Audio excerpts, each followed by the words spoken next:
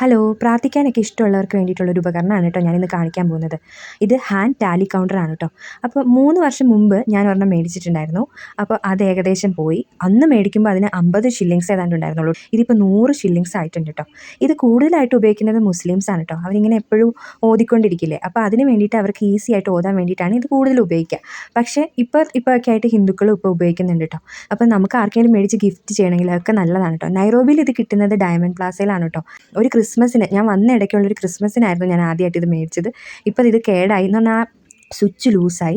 അപ്പോൾ ഞാൻ വീണ്ടും ഒരെണ്ണം കൂടെ മേടിച്ചു കേട്ടോ. അപ്പോൾ മേടിച്ചപ്പോൾ ഞാൻ ഞെട്ടി. എന്നാലും കുഴപ്പമില്ല, 100 ഷില്ലിങ്സൊക്കെ കുഴപ്പമില്ലാത്തൊരു റേറ്റാണ് കേട്ടോ.